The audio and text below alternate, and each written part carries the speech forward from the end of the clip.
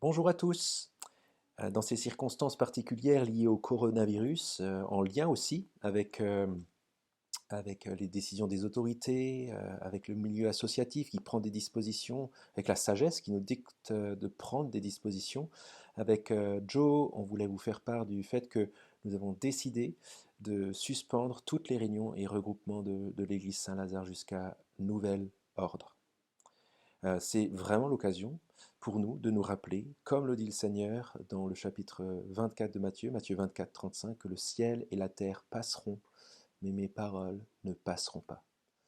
Qu'il est bon de nous souvenir de cela dans un moment où la terre est ébranlée, dans un moment aussi où nous nous rappelons qu'il est bon de nous reposer sur le Dieu vivant et vrai, notre Créateur, notre Père, le seul Sauveur, le seul rocher, euh, et dans ce monde où, bien sûr, l'humanité est comme ce colosse au pied d'argile qui est fragile, bien que lumineux et impressionnant, nous voulons nous souvenir que la seule manière de tenir, c'est de nous reposer sur sa parole, qui est le rocher sur lequel nous pouvons bâtir notre vie.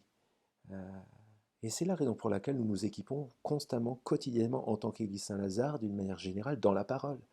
Parce que bien que notre vie quotidienne soit altérée, eh bien, notre vie en Christ, notre vie d'Église continue grâce à l'Esprit dans la parole et aux connexions que nous pouvons continuer à avoir. D'abord les cultes. Sachons que les cultes vont continuer en ligne. On pourra se connecter grâce à notre chaîne YouTube. Vous recevrez le lien à chaque fois. Et puis demain matin à 10 heures, on se donne rendez-vous sur le lien que vous allez recevoir. Et puis on aura le pasteur Mathieu Sanders qui prêchera sur Romains 5 de 1 à 11. Et on aura l'occasion, comme prévu, de poser des questions en direct à la fin. Le numéro vous sera communiqué. C'est le numéro de Joe. Autre chose, comment continuer les groupes de semaine? Ben, les groupes de semaine, on peut les continuer grâce aux petites micro-méditations qu'on vous enverra avec Joe régulièrement et qui pourra à la fois nourrir notre vie quotidienne avec le Seigneur et nos groupes de semaine aussi, parce qu'on pourrait se reposer sur ces petites méditations et sur le texte qui vous sera proposé pour se connecter en mini-groupe via Zoom, Skype, Teams et autres, de manière à pouvoir méditer ensemble la parole, s'enseigner mutuellement, à prier les uns pour les autres, partager.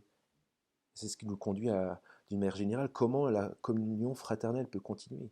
On est amputés les uns des autres, mais nous continuons à être quand même membres les uns des autres, d'une certaine manière. Pensons bien à ce que personne ne soit isolé. Prenons vraiment des nouvelles les uns des autres. Prions les uns pour les autres. Euh, et pour que, si jamais quelqu'un veut sortir de chez lui pour aller rencontrer quelqu'un dans son coin, en évitant, si possible, de prendre les transports en commun, il y aura la possibilité de montrer sur une carte connectée où vous habitez, de manière à pouvoir le faire. N'oublions pas notre témoignage quotidien aussi. C'est une opportunité magnifique que Dieu donne dans sa souveraineté de servir les gens et de les servir ultimement en voyant comment leur parler du Seigneur. Alors ouvrons nos yeux, ouvrons nos yeux. Euh, Soyons attentifs aux besoins immédiats des gens dans notre immeuble, notre environnement, notre rue. Euh, et puis aussi, prions pour que le Seigneur nous donne des opportunités d'ouvrir nos oreilles et notre bouche pour parler de Dieu, de la vie, de l'éternité avec les gens. En tant qu'Église Saint-Lazare, on va voir comment on peut proposer à la mairie de contribuer d'une manière ou d'une autre, notamment au service auprès des personnes dans l'isolement, nombreuses dans le 9e. On vous tiendra au courant si vous voulez servir dans ce domaine. Et enfin, avant de conclure, disons-nous que ce que nous méditons ensemble grâce aux rencontres du Flamme, ce n'est pas anodin.